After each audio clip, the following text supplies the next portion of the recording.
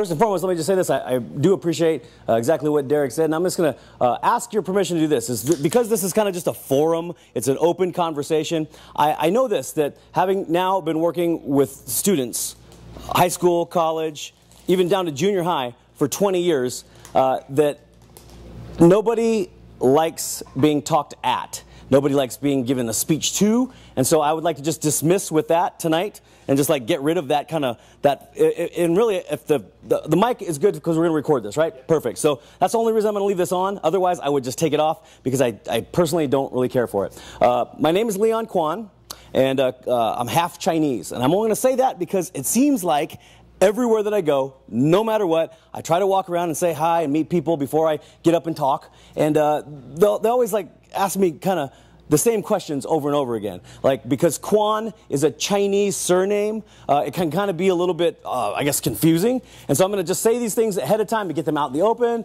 and that way all the conversation we have will it'll already be addressed. My mom, I'm of mixed ethnicity. Is there anybody else like that? You share ethnicity? Okay, right. So you know what I'm talking about. And my mom is just Caucasian, just lily white, right? And my dad is straight up like Jackie Chan Chinese, right? And so when you mix the two, boom, this is what you get, okay? And so when I'm just meeting people, this happens, well, especially with students. I'll be talking to them, and oftentimes young people don't have as much concern for my feelings. And they'll be like, dude, what are you? And I have to explain, like, I'm Chinese, you can't tell, right? And they always say, no, dude, you don't look Chinese. And so I'm just going to, I guess, to say this, I'm very proud of my Asian heritage, but it's a little ambiguous, I guess. And so I'm the occasional Chinese guy. You'll see it only sometimes, right? Like right now, you might say, well, Leon, you just kind of look like your mom, right? You look white. Other times, like you'll see it like when I laugh, I'm like, oh, it's like, oh, I see it there, it is right there, there's the Chinese. And so I want to let's say that's what that is. My name is Leon Quan, and I am half Chinese. Now, before I go any further, I want to say this. We all have our computers out, and that's great too, and I want you guys to take notes, I want you to enjoy, but I'm going to ask you to do this, is that we're having a conversation, and oftentimes when you're having a one-on-one conversation, you might be, constantly tweeting, and that's cool. However, I'm going to ask for just this session that you would let the conversation ruminate, and there'd be some ongoing stuff before the passive-aggressive tweeting goes on, right? Like, and I'd love this because I speak mostly in like high schools and colleges. Oftentimes, lately in the last few years, I've been a little bit more myself, but I always had to been really sensitive over the content, right? Because it's school kids, so you couldn't talk about spirituality, you couldn't, be crass or say anything that might be a little blue, and it's great because my wife, who works for the city, I don't know, some of you might have met her, Lori Quan. She was the economic development specialist. She has been through here. She is a strong champion and proponent for Gangplank. She's awesome. You guys know who I'm talking about? Blonde, she walks through. Yeah, she's like, yeah, the hot one, right? Yeah, she is. She's hot. I know. My wife like climbed up Mount Hotness and built a little throne there. And so it's like, and she's like, oh, you're gonna love them. You can say whatever the fuck you want. So that's great. So I'm gonna do that today. Just drop some gratuitous f-bombs tonight because I can. Is that okay? Acceptable. Okay, acceptable. I'm not gonna really. Just kidding. But I will if it warrants it. And so before we get into the whole conversation about what Derek was saying, I'm probably not going to be the best person to talk about the mechanics of public speaking. In fact, I really think that there's an outdated mode of communication that sometimes is presented in Toastmasters or public speaking classes, and they have all these sort of Barack Obama mechanics where it's just like look at a teleprompter and this, and it's very clean, very polished.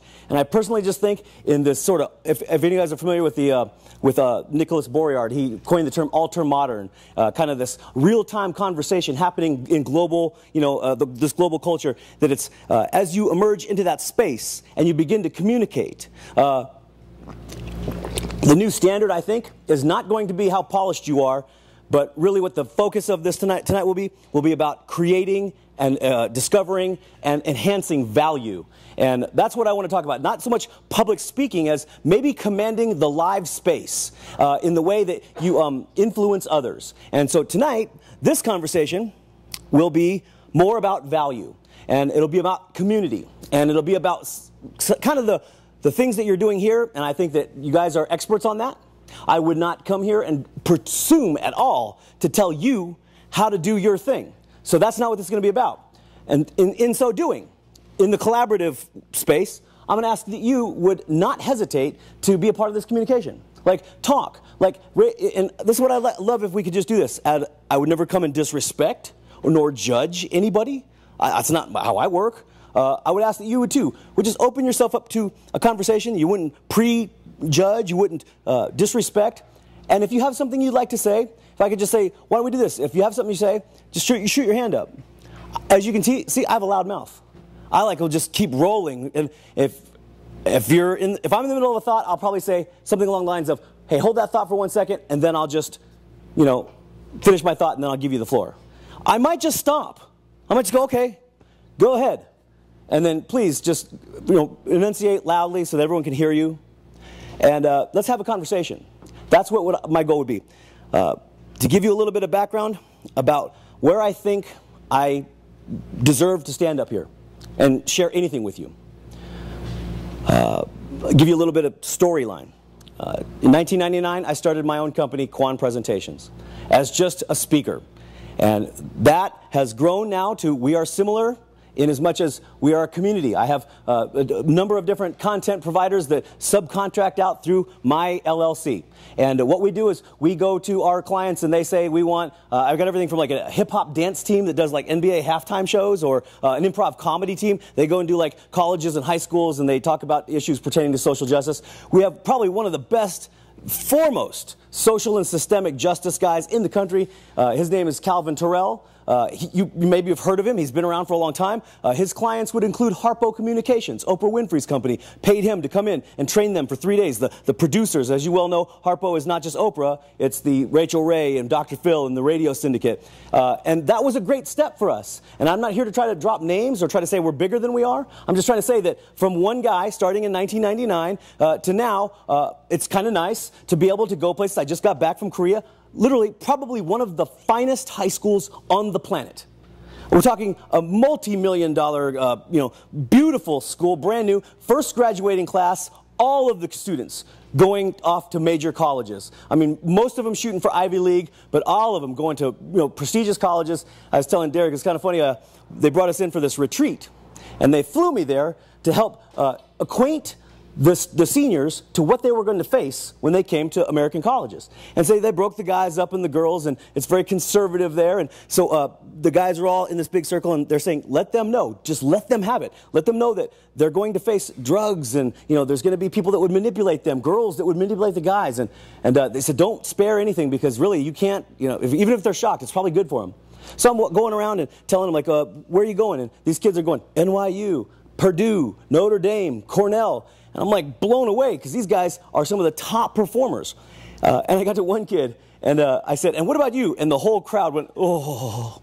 They all put their heads down. I said, oh, this is going to be bad, right? And I said, I'm thinking like Trucking Institute or something like that, beauty school or whatever. And he says, I am going to Arizona State University. And everybody was like, oh. I was like, it's cool, dude. It's all right. It's all right. He's like, Playboy said #1 party school. Right? It's like I'm like, no. You'll get a good education there. It's awesome. And you'll have lots of fun, too. And but that's the level these guys are at. Now, I'm not just happy to say that I get a chance to go and work within the international school system. And if any of you know about the international school system, it truly is. These are the finest high schools on the planet. They're international baccalaureate diplomas. These are the high performers, the alpha users of education on the planet. Here in the United States, Bishop Lynch High School in Dallas, Texas. I mean, again, it's like 100% of their seniors get scholarships. You're paying $40,000, about, I think it's every, for a whole, it's $10,000 a year, so $40,000 you're going to pay to go there. The Youngi Sowon International School in Korea, $20,000 a year to go there, just to go there. And it's beautiful, but I am happy to say I get a chance to speak at some of the finest high schools on the planet. These are the best kids of the best. And so I feel like, even the fact that I get a chance to make my living doing this, I'm really proud of that. I worked really hard for that. Now, I've known some of these guys. I've known Jade and I've known of Derek for quite a while, even before that. Back in their old days, old days. I knew Jade back in the old days, before he was married, right? My first job real job was the youth minister down here at Chandler First Assembly. I worked from 92 to 96 there, and Jade was back in high school then. 16 years old, man, gosh. And I'm talking about, he was a talented and dynamic person, someone that I am not surprised when I hear he's succeeding. I'm not surprised at all. He's a sharp guy. But to be in the place where I can just make my living. For every executive in the 21st century and beyond, I have the strong belief that you're going to have to command this space, because this space is going to take on a new kind of importance. The transparency, the flattening of the world is calling us now to be in command of every place where we have influence, or we can have influence. And that the idea of value is going to be something that you can't hide anymore. Whenever I see those hierarchies where people are, you ever meet those guys that like, it takes them, you get their card and it seems like you got to talk to 4 or 5 different people just to meet them, just to talk to them on the phone, right? And I think that becomes absurd to a culture like this, where we kind of like, can't I just text you, right? Can I just talk to you immediately? And I call those people are hiding in the shadows of hierarchy. Well, that's not going to happen anymore. You can't hide out anymore in hierarchy. You can't act self-important. There's no way you can kind of put off everybody and try to, seem like there's some sort of mystery involved. There is no more mystery. It's all transparent. And if there was a way that, not being a computer programmer, but kind of taking the same kind of idea is for being a public speaker, being someone who makes my living creating and delivering premium content. I don't even say public speaking anymore. And I'll tell you why. It has to do with the fact that public speaking is kind of like someone like a computer programmer being told, like, hey, so what do? Are you a button pusher? You push buttons, don't you? And like, well, I sort of like keyboard sometimes. Yeah, so you're a button pusher, right? To say a public speaker is just, it's almost like saying, like, the whole emphasis is wrong. So I don't even say I'm a public speaker. To say we're a company, I don't even say company anymore. We're a community of people, collaborative, right? A lot like what you guys do. And I would say, in terms of like the whole computer programming, if you could kind of take this as an analogy, I believe in open source. Like, I am a source.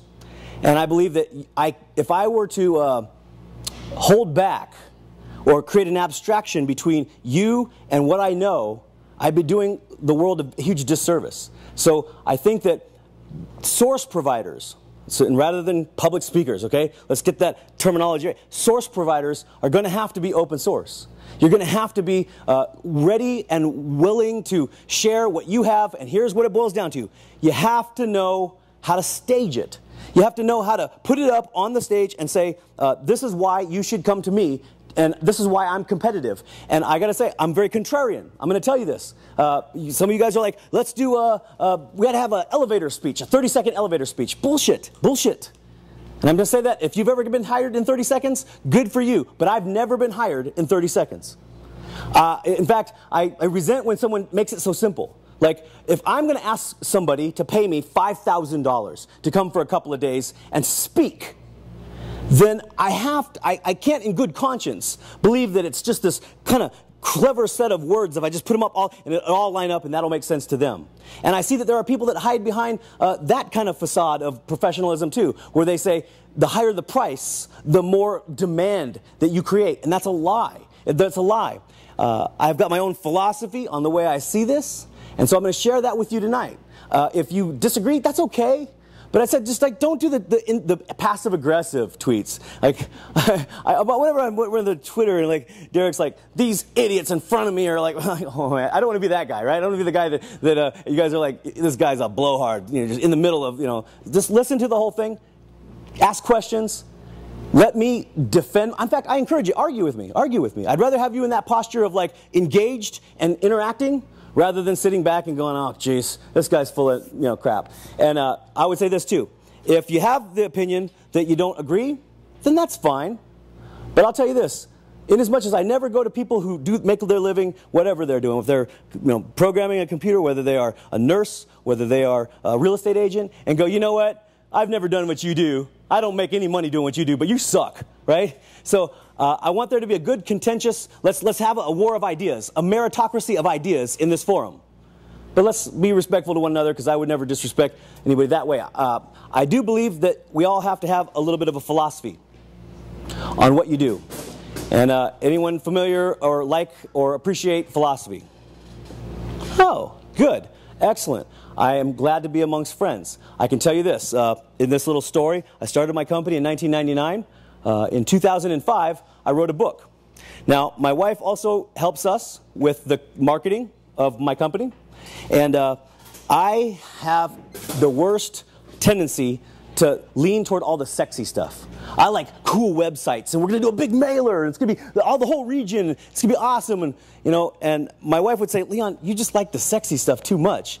And I'm going to tell you, at my expense, I've spent a lot of money making mistakes, and I hope tonight I'll help you not spend any money making mistakes. Many of you might already know some of these things, but I can tell you it was very difficult for me to learn them the easy way, because there is an easy way and there is a hard way. And I'm hoping that the learning arc for you will be easy. I'm also hoping that each one of you will know this, that I don't ever consider anybody else in the world my competition. No, but none of you are here in the world are my competition. In fact, I would give all of my data, all of my contacts to you if I believed that you had a legitimate value for my clients. I wouldn't care what kind of relationship you establish with them, because if you can establish to me that you have a value, I'll give all of my clients to you. And I have done that. Case in point would be, Calvin. For 15 years, I knew Calvin, and I asked him, he's the guy that did the stuff for Oprah. I said, hey, Calvin, we're invited to the same events. Hey, what are you doing per year? How you doing? He goes, I'm doing really good, man. About $120 a year. Doing $120,000 a year speaking. Without a website. Just a Yellow Pages ad, right? I was like, well, how are you doing this, right? And he said, I just, word of mouth, whatever, and I give my cards out. I was like, Calvin, I can't believe it. I said, well, what are you doing? How are you making that 120? He goes, I'm doing a lot of teacher trainings for half days and full days. I said, wow, okay. So he established that there was an audience, and he found that audience in education, and I found out that he was charging about 2/3 less than what was commensurate with the market. But he's thinking, I'm making $120,000 a year, I'm busting my ass, and I'm making good money. And as it turns out, he was well underneath what he could be making. For those of you who are hoping to maybe have some of this stuff on the side, I'm going to say this, I don't even care what anybody thinks about this. Derek, you have got, as the evangelist of this thing that you have, it's become bigger than you. There is no other voice but you in certain capacities. And Derek has to be that thing. He's got that guy. Now, I know he's a delegator, and I also know that he likes to be behind the scenes. He likes to unleash people into their own sphere of influence. And I think that's a great leader. But I will say this, whatever you're doing, your passion, what I call your brilliance, every one of you has a voice, has something that you're supposed to be, like, as proven by genetics. There's never been another one of you, and there never will be another one. I will do my best to keep this all in like the 5 senses. I'm not going to try to get all wiggity weird or anything, but every one of you, if I look at you in the eyes, I can tell that something that is in you is also in me, that quality of life. And so every day we're animated by that quality, that presence of that correlate of source, right? And by genetics, there's never been another one of you, Alan. There'll never be another Alan Daly, ever. Ever. And all the billions of people. And so I look at the great march of mankind as we move forward, and you see these incredible progress that makes us, very unique. And I see a lot of people, they come into their own time and space, and they emerge in their time and go, okay, great, now it's my turn. I'm here. And okay, what? Like, you look at all the stuff, going forward. And I want to say this, look around you. Look around you. All of this stuff, this building, these tables, all of this was in somebody's mind before it was ever your tangible reality. Right? So my whole philosophy boils down, my philosophy of brilliance is that every one of us in here has a brilliance, has a way that life animates you and the way that you interact with life. 2005, I wrote a book. The book is entitled 1 Second to Think. The subtitle is 2020 Mindsight for your critical moments of brilliance. And the idea behind the book was simply that so often we look back and we have 2020 hindsight. How many are familiar with that term, right? It seems like clear looking back. Monday morning quarterback. Oh, yeah, now it seems clear looking back. And working with students and now working with the ultra-modern emerging conversation that you are in this real time, you're going to connect with the globe, and the best ideas are what's going to rise to the top. In that whole mindset, that you step into that realm, and now every one of us is going to have to be thinking about having clarity moving forward. 2020 Mindsight, a crisp sense of the future, a good intuition about how things are unfolding. I also think that when we start talking about value, immediately people start talking about money. And I want to say this too, that in this environment, Derek, you've been like awesome. Jade, your ideas and not wanting to charge for this. That is an awesome, it's open source. Hey, everyone should benefit. The community should be like moved by us all sharing our brilliance. And when I watched for the last few years as this city hall went up, I watched my wife going from this little tiny paneling kind of office. It was garbage, right? And now this building, and I look out, and I look on all of downtown Chandler, and guys, what you're doing here is so hard to explain unless you bring somebody here to see it. I remember 92 to 96 over on Ray Road. I remember how this was just the migrant workers and you came and picked them up. I remember how downtown Chandler meant nothing to anybody. And now it's a thriving hub where Intel's building this gigantic billion-dollar investment. Some of the only places on the planet where Intel's creating what is a 15-nanometer chip now. I mean, we're talking about miraculous kinds of technology happening right here. And you guys are at the forefront of that conversation about cultivating creativity, about having a kind of place where the best ideas come out and you shine them in your brilliance. Well, I started to talk with the publishers of the book and the people I'm collaborating with, and I wanted to create basically a critical thinking skills guide for young people. So it's chapters, and they asked me, so, okay, Leon, what's this book about? What is it, like, what's the thrust here? And I said, this book is philosophy for teenagers. And they were like, no, dude, no. Teenage, that's too deep, man. That is too deep. Like, they just don't get it, right? Now, you guys said some of you guys are into philosophy, right? Okay, so think about it. It is kind of deep, isn't it? Those of you who've studied philosophy, let me go back. I mean, for thousands of years, the most brilliant minds in all of history sat around and pondered stuff like, what is being? You want to take a shot at that? Come on, it's Monday night, right? What is being? Anyone know? Yeah. How many are human beings in this room? Who's a human being? So everyone's human, but not so sure on the being part, right? Like human being, I'm not sure, I don't know. Right? And don't worry, that's cool, don't worry, because nobody knows, right? It's a mystery, right? But yet, when you stand in the live space, you present and you are, right? So 400 years ago, Descartes says what? He sits down and says, I'm going to eliminate everything I don't know. Religion, science, forget all that. I can't prove any of that. And he boils it down to what? That one saying, that one, I think, therefore. Yeah, I think, therefore I exist, or I am, right? You guys heard that before? And basically what he said is, I can't deny that my own, I'm a temporal being.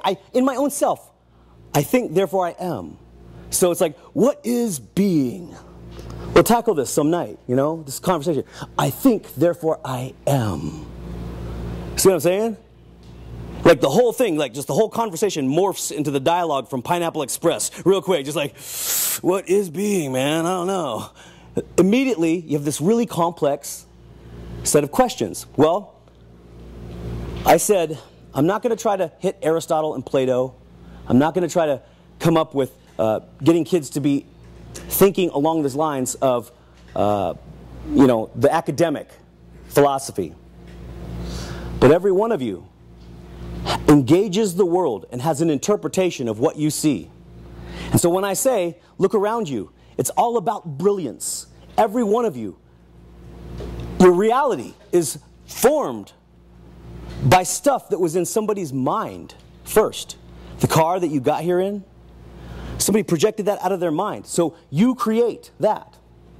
Now, when you start thinking about how you're going to present yourself in the live space, these are questions that I think you might do well to think about, to consider as you're projecting it. It's not about how nice the words come out of your mouth. It's not about how polished you are. It is about how you command that space and create. And every one of us in here are creators. Every one of us project ourselves. Every one of you got up this morning and went over to the closet or the drawer and you pulled out that clothing and went, whoom, oh yeah. And you, here I am. This is me. You're creating from the standpoint of the way you dress, the way you project yourself, the way you study, the way you work. Every bit of that is you commanding a space. It's you utilizing your influence, creating a platform. Now, with that in mind,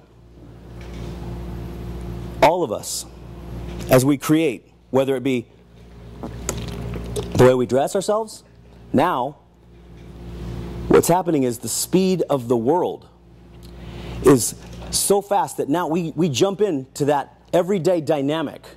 And nothing's private anymore. Everything's transparent. There are multiple modalities in which you present yourself. There is multiple expressions. So Mimi Ito, she's a researcher out of Berkeley, I think. She coined the term hypersociality. So if you've ever heard that term, she said basically that all of our lives now are going to be it's community, it's work, our profession, it's the way our relationships are, it's our social life, and all augmented by this dense set of media signifiers. And so we have this way that we project ourselves not only online, but also in the real space, and they have to kind of match up. And if they don't match up, what ends up happening, right? You have this incongruity that people go, well, that's not what I thought they were. This now is professional suicide. I mean, you guys know this. As I worked in a church for 7 years for full time, and I'm going to say this just kind of candidly before you guys. In 1999, I split from my ex-wife, and my wife and I got together. And I don't know if you guys know this, but that screws up a ministry career. Yeah, a little bit. So it was kind of interesting to be on the other side of that. Now, I'm kind of giving you like this whole thing of the good part, the last 10 years, like I wrote a book and then I got this whole bit. Before that, I started out of Bible school in a church and things really started to go well. Got married and 3 weeks later started my job at the church. I mean, I didn't even know, we were just two blushing virgins. Like restored virgins, right? We had asked forgiveness, right? And we started this church, and we started the whole thing, man. We just are going with the whole, like, man, it's God wants us to do this, God wants us to do that. And guys, that's a very compelling narrative. After the first 4 years, I moved from this church here in Chandler and went down to Tucson. And in that time frame, some things had happened. My marriage was getting steadily worse, but my presentation of self was getting better and better. I was growing a youth group. I started a rock festival back in the 90s called The Rage that exploded to over 5,000 paying attendants coming out each year. And I'm talking one of the largest youth and events in the entire Southwest. And it was just like elbow grease and passion, right? So I'm in my early 20s, and I'm like trying to get people to come and help me with this event. And I'm getting all these people, I want to do this awesome event. And it was like at a Denny's, and it was like some other community organizations that are like, okay, well, young man, Leon, we love your passion, and what do you have in mind? I said, it's going to be awesome. It's going to be bands, and there's going to be skateboarders, and it's going to be awesome, right? And they were like, wow, okay, well, do you want to have like a rally? And I was like, no. You come to my rally. Like, nobody wants to go to that, right? That doesn't sound very fun.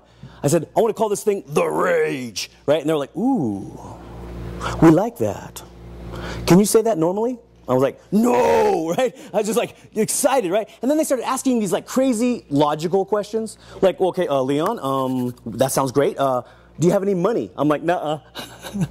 Like, well, you have any like supplies or resources? I'm like, I said, well, what do you have? I have a huge belief and a lot of passion. And the first year we held The Rage, I rented out east of Phoenix. I rented out a ballpark on the reservation. It's the most inexpensive thing I could find. I borrowed a flatbed trailer from a church. I finagled a band to come and play for like a couple $100. They were kind of prominent at the time. So we'll sell your product, please just come, and we'll pitch you from the stage. And I asked a guy who was my friend that I thought was a pretty good communicator to kind of give a little wrap up. And then I rented out Big Surf from 10 o'clock at night to 2 a.m. because that was the whole key, right? And that first year, 670 students came out to this event. The next year, 1,300. The next year, 2,700. We rented out Mesa Memorial Hall, right? At that time, it started to get too big where we couldn't just rent out one water park. We had to rent out two, right? So it was Big Surf and Sunsplash from 11 o'clock at night to 5 a.m. And we're having stages there with bands, right? And then this other record company came in and said, oh, we're gonna like put, we're gonna all the compilation CDs together, all the different people that are playing. So all the bands that played for free, they get a little, promotion. The final year I held this thing, we rented out Veterans Memorial Coliseum over at the fairgrounds. At that time, I had to rent out all three of Arizona's water parks, right? Big Surf, Sunsplash, and Waterworld. Now, I know you're thinking, well, it kind of built, a lot of people, and maybe some money, some operating expense. And the fact is, guys, I'd love to tell you that it got easy and somebody came and write a big check for us, but it wasn't easy. In fact, I mortgaged my house. I put $100,000 of my own money on the table to make that thing happen. Guys, I'm going to let you know, if rain broke out one night, the whole thing would have been like trashed, ruined. And all along, this momentum's building. So all these people are coming out, and I'm getting more and more opportunity to like interact with people. And we're bringing in bands throughout the year to promote it. So we bring in a band and be like, at the end, we're like, brought to you by the Rage Guys. People, and even that was just like sort of offhanded. Like, hey, what do you guys want to call this? Like, the Rage Guys, right? Like the guys that would do the Rage, right? That's it. And it started to have this little thing, like this kind of following, right? And people were really taking it seriously. So much to the point where they're 5,000 paying attendance. In '99, this thing was so big. In fact, I went back to the company that owns, they don't own all three of the water parks anymore, but I just want to tell you this because I'm proud of doing something that was unparalleled, right? I went to them, I said, you guys have a lot of corporate clients, Intel, Motorola, that rent out your parks for exclusive access. I said, has anybody ever rented out all three water parks all night for exclusive access? And they said, Leon, nobody before you has ever done that. Nobody since you has ever done that. Now, I don't know since then. This event still exists. Do you know that? It still exists. I left it back in '99, and from then on, it has still continued to exist. They have it at Castles and Coasters every year. Now, not only am I proud that that lived on beyond me, but as this thing got bigger and bigger, a radio station approached me and said, you're getting a chance to go backstage with Third Day. And I mean, they were talking about Grammy Award-winning, platinum-selling artists, right? And you're getting the inside track with these bands. And so this great FM station down in Tucson, 97.1 FM, center of the dial, FM, they said that it had 1 million in reach, right? I don't know how many, but it was a prominent FM station. And they said, we want to give you a 2-hour time slot on Sunday night. And all of my colleagues said, Leon, don't do it, man. They don't pay you nothing. All I got was like free dinners, trade, right, from the radio station. I said, no way, I got to take that. And started one of the first radio teen talk shows. And it was on a major Christian station, but I said, I'll only do it if I can say something, or I can always have the freedom to say something that elicits a response. And let me just say this. Here's a little idea for you. Don't enter into the public space, don't enter into the physical space and say anything unless you can elicit a response. And if you can't, it's not worth it. If you don't elicit a response, then don't say it. It's wasting time. It's wasted air. And you'll know that. So I got up. I took this radio show. We started doing provocative things. One of the first shows we did is we went down to a gay bar in Tucson. It was like a prominent Christian station, right? And we interviewed Miss Gay Tucson, a transvestite. And we brought him into the studio, and the whole show was called Homosexuality, Where's the Love? And the whole idea was to get people to love over the boundaries, to love over their preconceived notions, and it pissed people off. At the end, they said, Leon's like trying to be the Howard Stern of Christian. I'm like, there's no such thing as that, right? But that's what I'm saying. In order to do something that makes a difference, you're going to piss people off. So this whole idea that be polished, be an elevator speech, be a glad-hander, that's a lie. It doesn't work that way. It never does work that way. Unless you're talking to people that are ineffectual, that don't really want to do anything. Because everything now is a merit of ideas. It's a meritocracy of ideas. It's getting in there and battling out the best ideas, and you will find there's some contention there. So this is growing and getting bigger, and all of a sudden I'm at this place where I have to leave all of that. I resigned my position at the church. I turned in my ministry papers for my ministerial license and walked away from all of that. And I can tell you today that it was in that time, that mindset, where I recognized there was something to be said about all the people that are on the other side.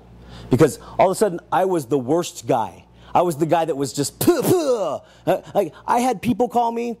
I had one other concert planned after this that I was a silent funder of. I was putting up the money to have it. It was down in Tucson, and I had one of the ministers down in Tucson he found out I was just involved with it, and called me up and called the radio station where I'd bought advertising and said, this guy has no right to conduct business. I wasn't preaching. All this, and this guy is a guy that I had gone to bat for and stood with him and been loyal to him. Some of the people that I knew that were my best friends have never spoken to me again.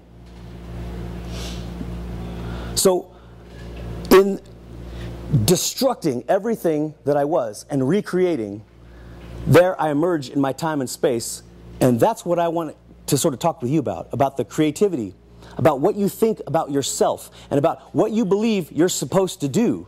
And if you're in here and you're kind of like, oh, I was hoping this would just be like sort of a mechanics thing, I apologize. Go to Toastmasters, buy Public Speaking for Dummies, or whatever. That'd be like an awesome place to start. If you just want that, I can tell you this though, it doesn't matter if you're polished. It doesn't matter if you have the mechanics down, because I'm telling you, as one who hires speakers, who provides content, and who is constantly asking the audience what they want, I have stopped judging speakers. I do not judge speakers anymore.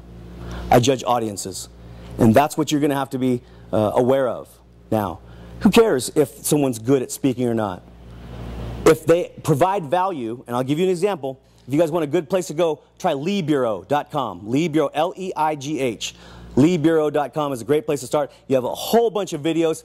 There's about 3 really prominent speakers bureaus that you can take a look at that all the people go to. Washington Speakers Bureau is probably the top one. It's like Sarah Palin when she jumped into the public speaking realm. $12 million since she resigned from being a governor, right? $12 million bucks and growing, right? She makes big money. Washington Speakers Bureau would be who was interviewing or representing her. And so there's like 3 of them, but Washington is a big one, but Lee Bureau is a big one. And what Lee Bureau does is they specifically go after thought leaders. So a lot of academics.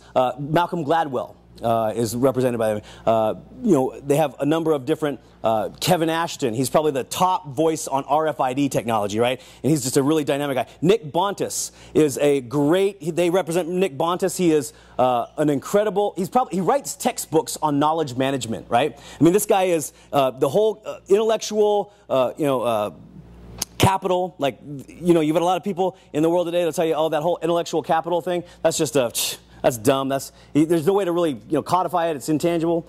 But he writes textbooks on it, and he is really at the forefront of that conversation. He's a dynamic communicator. But there's a lot of communicators that aren't dynamic at Lee Bureau, and you can watch their videos. So when the common misconception is, hey, make sure you have this high definition, video of yourself, and you got, the 3 cameras shooting, you're looking like a baller, you're commanding and calling the shots. This Lee Bureau just breaks all those ideas, right? Because you got these guys that are just brilliant. They're just super genius guys, and they get up and they're like, it's like, oftentimes, I'm not joking, some of their promotional video, like, here's what you can see if you hire this guy. And it's like in a college setting, and they've got transparencies, right, on the overhead projector, like, okay, if you see here, and like, you're going, no way, I can't even believe that they'd be using this old kind of technology. But you find out their fee quote is 20 grand. I know because I hired Nick Bontis, or helped hire Nick Bontis, and I saw exactly how it works. Here's the funny thing, too. When this client wanted to hire him, they called me up. And they called Lori, really, first, and said, this is before Lori worked for the city. We know that you're involved in this. We know that you have some inroads in speaking. We want to do something. Our theme is we're at a tipping point going from good to great, kind of a mix of Jim Collins and Malcolm Gladwell, and that's what we want, but we can't afford those guys. I called, and they're like 50 grand, right, to have them come in. And so I said, what about Nick Bondis? I'd been watching this guy, dynamic communicator, funny, young, McMaster's University, and he's like been rated their like top lecturer on the campus like multiple times in a year or multiple years in a row. He's like 35, real young and cool and fast. He talks really fast. His fee quote's 20 grand. Now, if you go through the common route, you'd call Lead Bureau and basically just inquire. They would give you the fee quote. In speaking, the common industry standard is your bureau takes 25%, as much as 25%. I have a bureau that represents me out of California, the Fisher Agency, 25%. And I got to tell you, it sucks. It sucks paying that, like, because all you did was you put my name out there. And anyone nowadays, if they hear about a referral, all of our business comes from third-party endorsement. I don't do any outbound calling at all. And I'll tell you about that in a second. But all of our calls come from people inbound calls, wondering about, they heard it from a friend that was good. So when I know that I've done that, and that's where my business is coming from, I hate giving 25% of my fee away to somebody else. Does that make sense? Well, I just said, let me give it a shot. I Googled his name, found he's posted a number of different places, his university contact information. I called him up, and no joke, boom, hello, this is Nick.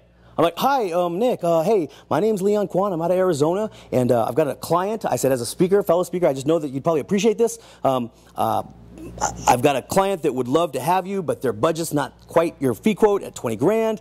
I'm wondering if maybe we might come up with something that's a little bit more, amenable, and check this out. As a fellow speaker, I'm hoping that you might just do this, and I will step out of it. And that way, whatever the 25% you would have given to a speakers bureau or to me from my company, I'll step back from it and just put you guys together. I'll save you money, my client money. This will be really awesome. He's like, okay, well, that sounds good, man. Let me talk with him. He calls and talks with the client. They agree on 12 grand. Now, think about that. If you take his fee quote, and then you take the 25% of what that would have been, it's pretty darn close to what he would have taken home, right? He does it, the whole thing. It ends up being perfect and awesome, and he blows everybody away. It's just great.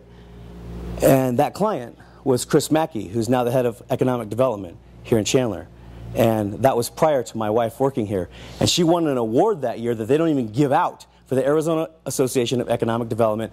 She won it. She was so impressed that she ended up being the one. And she's one of the reasons Lori came to work at Chandler.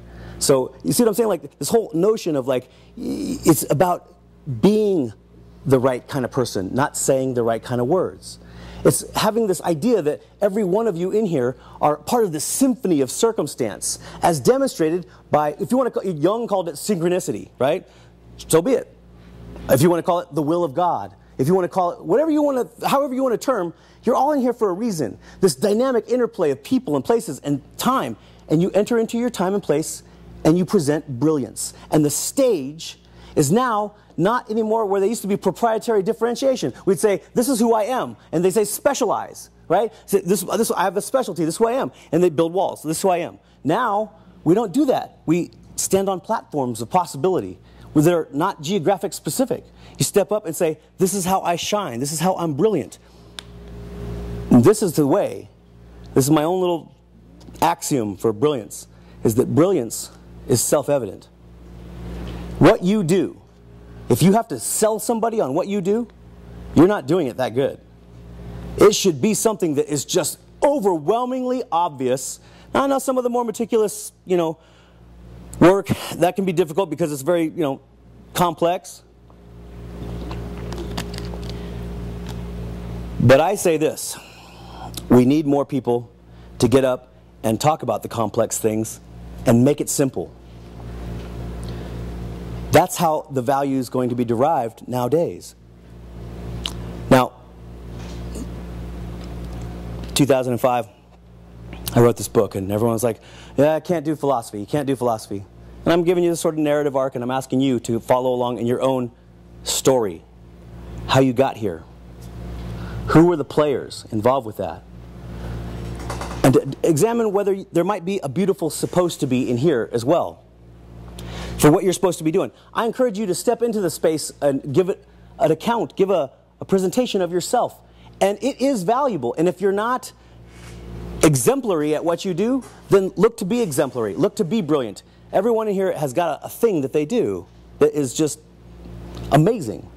Schopenhauer called the criteria of genius. He said that we are all subject to will. If you guys know about philosophy, he said will is the thing that is animating everything. It perpetuates everything forward. And he said will, all of us are subject to will in the way we survive. Right? That we get up and we worry about willing to survive. But he said, but along the human history comes these bright intellects. And he said that some intellects come along and they take will itself, right? They take will itself and they manifest it in the temporal space. And and sometimes, this is funny, those people, they don't have to worry about the will to survive. In fact, they're oftentimes very destructive people. They're destructive of themselves because they actually take control of will itself, right? I want you to think of every creative person that you know, every musician that you really admire, were they like really healthy people, right? I mean, they take will itself and they manipulate it in to something that holds in rapt attention people's mind, right? He said this is what the experience of beauty is, and that the criteria for genius would be the ability to manifest that in whatever category that genius, had the capability. Whether it be art, whether it be dance, whether it be sculpture, whether it be computer programming, whether it be creating collaborative workspaces, there is a way. And if you can hold people's attention, you have got this powerful ability to create value. It's the model like the Facebook and Google are using, right? Are you following along with me? If you know where eyeballs are, if you know how to do something that will hold in rapt attention somebody's mind, you can create value. You have taken will itself and manifested it in the temporal space. I wrote a book. I can't tell you, guys, if you get a chance, go check it out. Read it. Get the Amazon $6 online version. It won't cost much. And read it. Some people would say, that's a piece of crap, Leon. That stinks. You're way too verbose. You're an adverb abuser. And I admit it. I do. But here's what's funny. Is that year, I went to one school, and they said, Leon, we're trying to adopt the International Baccalaureate program. This will put our kids on par with the rest of the world. And I said, you got a really tough job, and I'll tell you why. He goes, why? This principal says, why? I said, because we're living in a vacuum of intelligence. Here in the United States, we worship the banal, the stupid, the meaningless, and nobody gets it because there's nothing to set it against. I've asked students all over the United States this one question, and I ask you this too. Name one person in popular culture that's a part of our everyday conversation that's known solely for their intellect. Would you? Sir? Sarah Palin. Yeah, right. So yeah, her diminished intellect, right? Exactly. Oh man, don't get me started on that. Jeez. Oh god. I have to like hold Lori back from scratching the screen when she comes on. Like, she gets so pissed off because she's been very diligent about having her presentation of self is sharp. It's very tight. You guys have seen.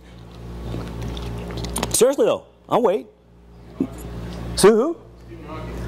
Now, you're right, and I think Stephen Hawking has kind of cracked that pop culture shell. He is in a strata of pop culture that undeniably, but I'm asking like high school and college, and I'm talking 400 level business students at the W.P. Carey School of Business. When I lecture there, I've done that the last couple of years, I go there and talk about this whole notion, and I'll say that, and there's an absence of intelligence, an intellectual vacuum. Now, I guess I'm trying to say that so that you can set against every one of you is supposed to be good at something, like you're brilliant at something. Well, that's what we're competing with and we're putting out there, like these 400 level business students. Yeah, I don't know.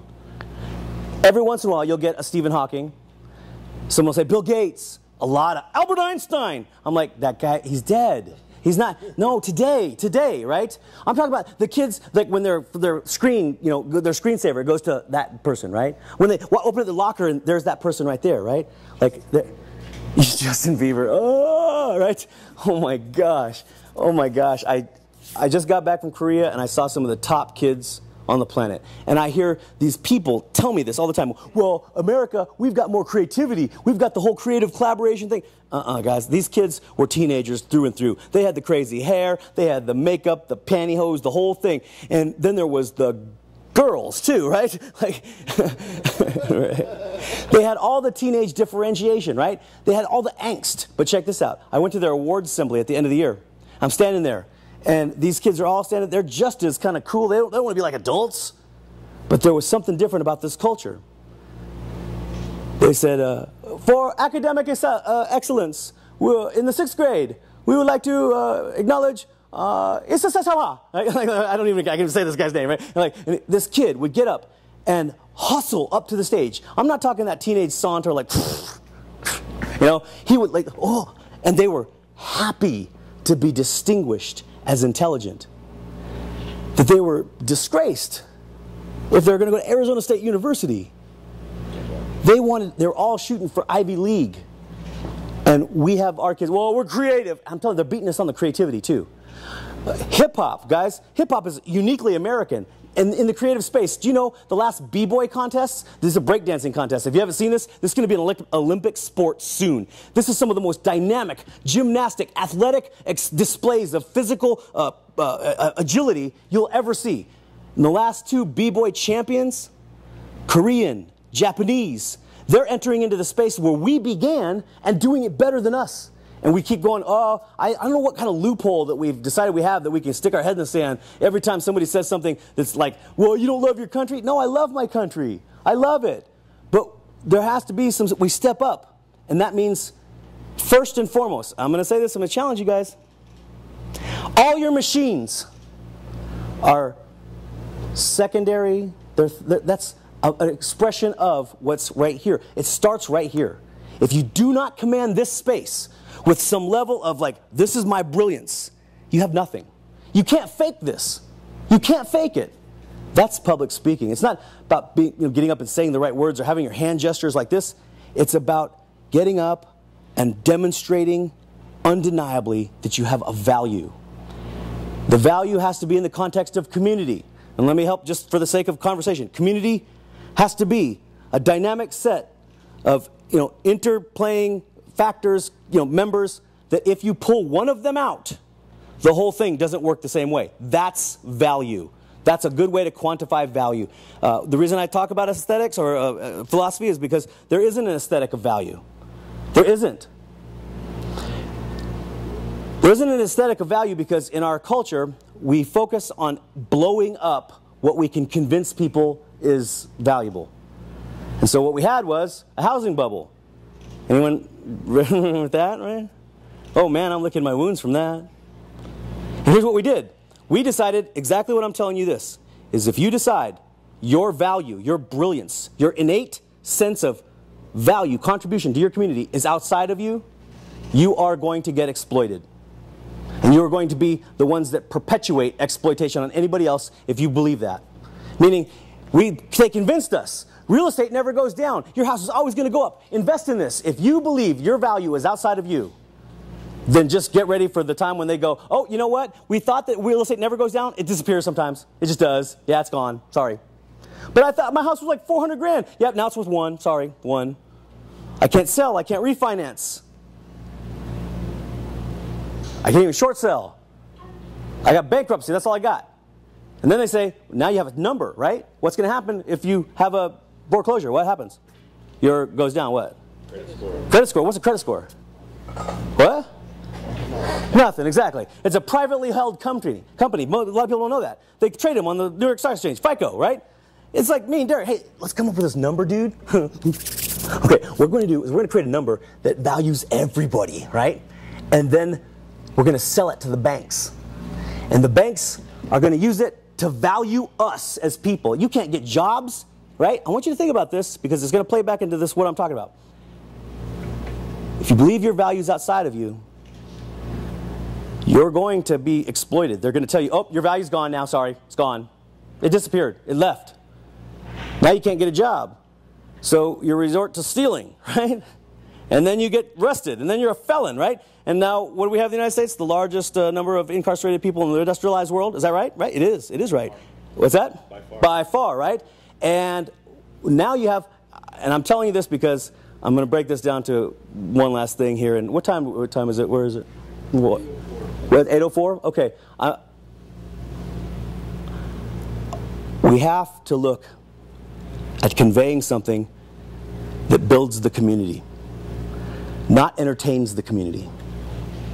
We have to call what these kinds of things are, we have to call them that. Somebody has to say, no, I'm not my house. And you lied to me. I can't tell you how crazy mad I get when I see how this is affecting people, how it's affecting communities.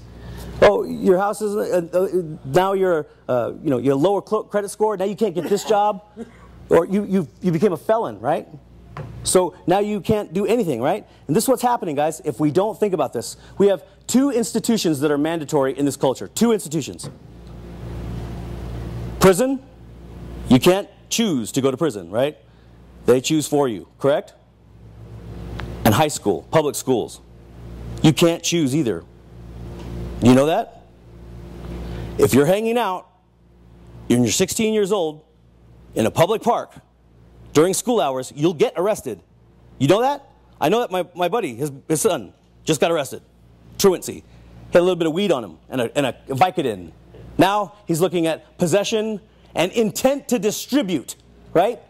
I can't even believe this. I can't even believe this.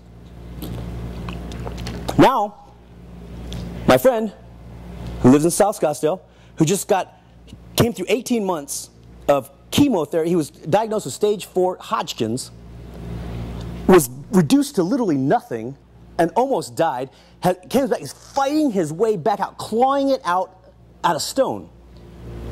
Now his son gets popped. He's got to go through this probation. Now he's paying $15 every time the kid has to. They do it like 3 times a week. Test for drugs, right? So they're milking that money out of him. And why? Why? This is because when the culture that we live in now, if you believe your value is outside of you, then you're a credit score, you're in a socioeconomic status, you become a target. With the banks, that's what I can't even tell you. Somebody needs to get up and say these things when you see them. This is what's community, right? Isn't this what we talk about? Community? Is Gangplank a community? Yes. And it is part of a larger community, right? How? I'm not preaching any sermons to you guys. I'm calling you to how I respect you and how I believe you're staged here. And the demonstration that you have of yourself in the live space, it says something about what we believe is just.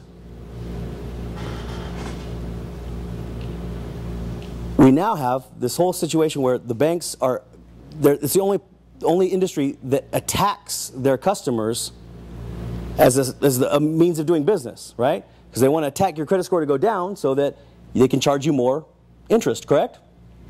And we are living in a time when you're patently told that that's the best way. It's a risk-based model that they use for banking, and this is the American way, and we're all capitalists, and if you have a great idea, you can pull yourself up from the bootstraps and you can put it out, and it becomes something awesome, and you can make a lot of money. Well, that sounds like a really good deal, but anybody else, we say, oh, poo-poo. We look at, the people right now that you can't talk about, right now, you can't celebrate, are Muslims. Isn't that correct? Try it in the live space. Like, we love our Muslim brothers, and we got some great, we're going to pray 5 times to the Mecca today just to honor, we couldn't do that. We couldn't do that, but we do that to them, don't we? You have to pray to our, the whole thing, and have to put up with our sort of Western culture. Well, the fact is, the risk-based assessment that we use to do for banking today has become the exploitational, like the platform, and we criticize the rest of the world. We say they're terrorists, but Muslims don't believe in charging interest, right? Now, here's what I mean by this. There is a better way that's happening around the planet. So what's popping up is somebody's going to step up and say, this is a better idea. In Korea, the exchange rate from the American dollar to their currency is because their dollar is worth more. When I walked into Korean stores, I said, you take American dollar? Go get that exchanged. No. There's a disdain taking place for what we're doing here in the United States. And we have to represent that now. These are our homes. These are our families. These are our communities. And it starts right here. That has to be from you. That has to start from your own ideas. So when that begins, and in the next few years, I'm telling you right now that if there aren't good presenters, there isn't people who will unleash the full fury of their brilliance, our world is going to change radically. So if you look at the third world countries, and let me say this, it's not third world anymore.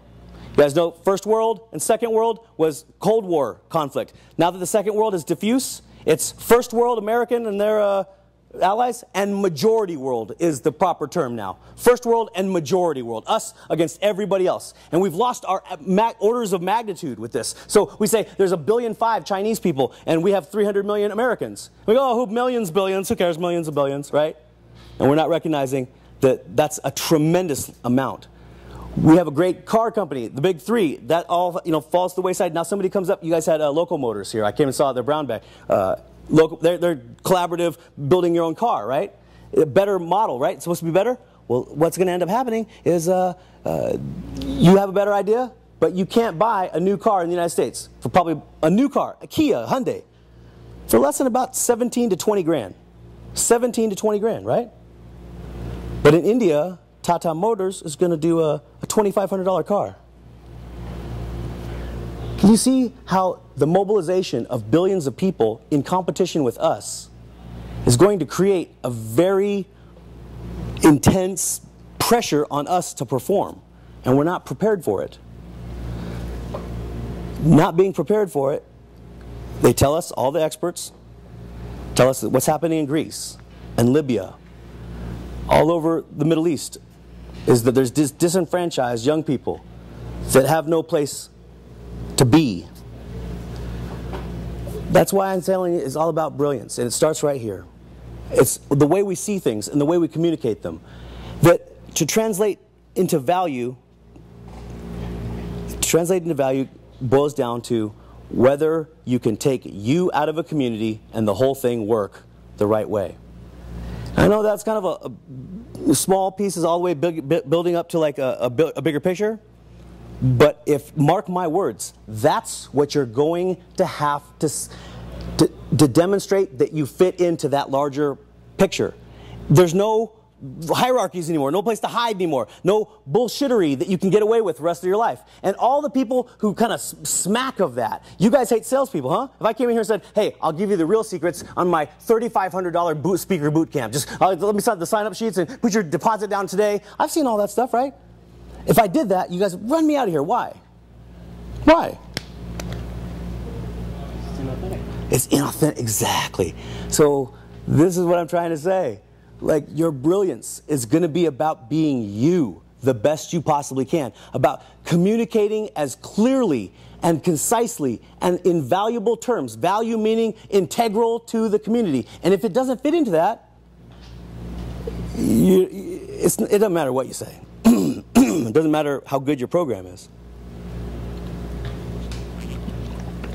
It is philosophical as it pertains to public speaking, and I don't mind talking like the business. I always leave this for the end. Here's the business of it. I had been speaking to a number of different organizations when I was a youth pastor. I had a Rolodex in 1999 with about 40 people in it. I got the Rolodex out, and I decided I was quitting, mandatorily, sort of. I had like really no other choice, right? So I called all those people. I'm talking, I had a couple teachers, some counselors, some law enforcement officers, people that I worked with throughout the years, and it boiled all down to this one kind of thing that kind of just rested on, and that was that my own self, who I was as a person. I'll tell you a true story. In May of 1991, kind of a story hit the headlines. Everybody remember this. If you were in the Valley at this time, you might remember. This kid goes out, steals a car with his friend. True story. This kid sitting in the passenger side seat of this little stolen sports car with this kind of a friend, gangbanger thug friend, right, in the driver's seat. And they're whipping in and out of traffic on the freeway right here in Phoenix. And they roll up next to a Nissan truck, and right there on the freeway, a fight breaks out. They start screaming back and forth. It's real ugly, and these are this young kids. This is what he says. This are his exact words. He tells the driver, slow down, man. Pull up on the passenger side. They slow this little stolen car down. They pull up on the passenger side of this Nissan truck, and they're screaming back and forth at the guy in the truck. Now, the guy in the truck's a real person. His name's Ricky Montgomery. I'm not making him up. He's not a headline. He's not a download. He's a person. And he's driving with one hand, and he's screaming out the passenger side window of his truck with the other at the two guys in the stolen car. This kid in the passenger side seat, he tells the driver, like, check this out. And he reaches underneath the seat and he pulls out a little Jennings semi-automatic 25 caliber handgun and starts taunting the guy in the truck. Hey, you want some of this? Now Ricky, the guy driving the truck, he's like, yeah, come on, he's taunting. Go ahead, do it. And this young brother, he tells the driver, lean back. The driver leans back in his seat. And this kid reaches across the driver's seat, his lap, and pulls the trigger. Bam! Now remember, this is all happening like in a split second. They're zooming down the freeway at 75 miles an hour. The bullet goes into the cab of the truck. The glass shatters. The bullet doesn't hit the guy's, that guy they're arguing with. The bullet hits the guy's wife sitting next to him. Boom! An inch above her ear. Her name is Jennifer Montgomery, a real person. And I'm only saying that because we who sit in front of the screens all damn day long, we have this morbid disassociation with that which is happening with the greater world. We look at it and we watch the most hardcore. There's a mantra in journalistic circles. They say, if it bleeds, it leads. So if you're sitting down watching the news, what are you going to hear first? The most hardcore, vile stuff, because that's what we're so bloodthirsty for. We look at it as it's entertainment. We depersonalize what's happening. Well, Jennifer Montgomery, blonde hair, blue eyes, like my wife, like my daughter. She slumps over bleeding to death in her husband's lap. Ricky freaks out. He whips the truck across the freeway to go get some help. And this kid, these are his exact words as he recounted this. His exact words, first person, okay? He says, I saw the glass shatter. And I saw this girl's head jerk to the side, and I saw blood. And I knew I just hurt somebody. He tells the driver, go, go, go. They zoom away, trying to flee now because they know it changes everything, right? Now, I'll just give you the quick version. They take the gun, they break the gun up in a bunch of pieces. They try to ditch the gun. They wipe the car down to get all the fingerprints. They ditch the car, and they're trying to get away. Ricky races his wounded wife to the hospital. It's too late. Jennifer Montgomery, she dies. Ricky is frantic getting her to the hospital because not only is his brand new wife dying in his lap, she's 6 months pregnant. She's with child. Jennifer Montgomery dies. Her baby dies. And Ricky goes on the news, tears streaming down his eyes, and says, we didn't do anything. It was just an unprovoked attack. And so the press goes wild with this everywhere. Now, the police, they find the gun, they find the car, they got pictures, witnesses, they know who they're looking for, right? And so this kid, his face is everywhere. Every television screen, every newspaper, wanted the freeway killer. Well, they find this kid hiding in the trunk of a car trying to flee into California. They pop the trunk, they pull this kid out, and they bring him to the courthouse. Now, when they're walking him into the courthouse, there's all these cameras, and he flashes a gang sign at the cameras. The public goes rage. They're so upset about this. It's about a year in litigation and all that, the trial. He's convicted. Murder 1. When he was being sentenced, this kid gets up on the stand, and he breaks down crying and says, I'm so sorry, this was all an accident, I'm so sorry. But there's no mercy. They say he's crying because he's caught. 65 years before he's been eligible for parole, the maximum sentence for murder in the first degree. And that kid that I just told you about, we could go out east of Tucson to the state prison, get past all the steel walls and the barbed wire and all the security, and we'd see this kid that I just told you about, we'd see him living like a caged animal where he's going to be for the rest of his life. Forever. Now, I said that because in 1999, remember this is May of 91, the only thing that I really had was me and my life and my story. And the fact is that that kid that I just told you about was my brother. My brother. So I don't have any crazy ass like illustrations or platitudes or gimmicks to tell you about. I just shared with you the most disgraceful, embarrassing, humiliating thing that's ever happened in my family's life. I just laid it all out in front of you. There you go. There it is. I'm sorry. I apologize for him. But that's all I had. And I've been getting these invitations since 1991 to go in and talk to public school kids and say, hey, would you just talk about, the choices? And I didn't want to say something depressing. I didn't want to say, look at this terrible story. Hope you learn something from that. So I reconfigured it in the live space. I created this message called The Tale of Two Brothers.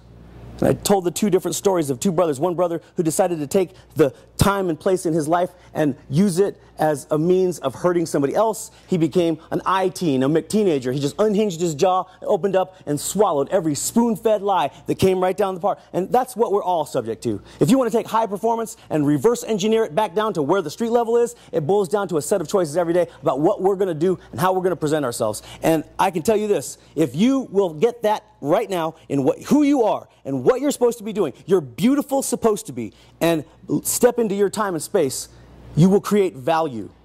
Because the long march of mankind, we looked at, it's been about brilliance. I said, yeah, I'm going to tell every kid that I possibly can about this. So here's my narrative arc when I first got started, and I'll tell you this.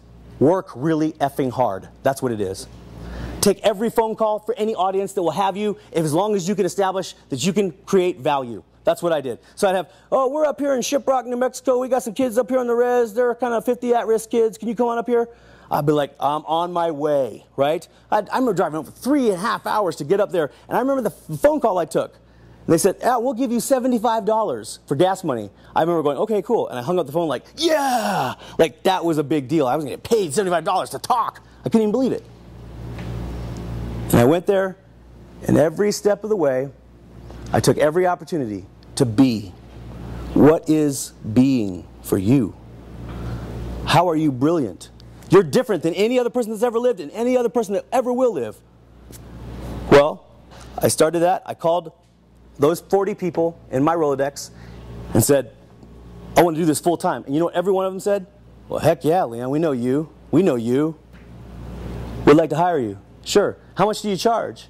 I didn't even know what to say. How much you got? I don't know, right? And if you want to talk pricing, we can talk pricing. But I would just do whatever I possibly could. I got to a place when I was working at the church. I hadn't left. I got a phone call for a state conference for Future Business Leaders of America.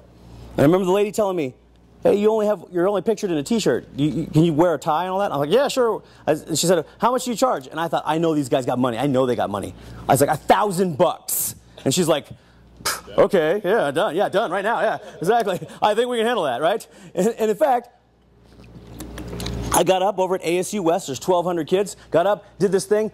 Bam, like home run, standing ovation, right? I was like, yeah, thank you, thank you. I mean, lights, screens, the whole thing. I walked off stage, and that lady stood there, and she was like, she had this little folder. She's like, here's your check. And it was like FBLA, like, like planner and stuff. Here. I was like, great, thanks. And this like, old lady, she was kind of older. I called her the next day, and I said, hey, I'd love, everyone seemed to love it. Can I get a recommendation from you? And she goes, yeah, I wouldn't be the best person for that. I'll refer you to some people who liked it. How in the world could you think that that wasn't good? And what I found out was this, is I hadn't established value. You see, what was commensurate for that engagement is they're used to paying $2,500 to $500 or $5,000, $2,500 to $5,000. Common. When I came in and cracked a home run for $1,000, it just doesn't make sense. Know what value is. If you know what the aesthetic of value is for your audience, I don't judge speakers anymore, I judge audiences. The most incredible minds on the planet can suck at speaking, but because they know value, they can charge 20 grand and use a transparency with an overhead projector to talk about the forefront of people's imagination and technology. So I used my own story. Now how does that translate to now? I went through this whole process of trying to figure out how I could win every audience and be everything to everyone. And you know, it just doesn't work. I get calls now and referred from younger guys that have all the cool hot stuff. They're twittering and they're doing all this great website stuff and it's awesome. And I'm like, wow, that's great. But they suck, right? But they're not good at what they do, right? They're old. They're living on the good graces of a captive audience, right? So I take the jobs that are hard.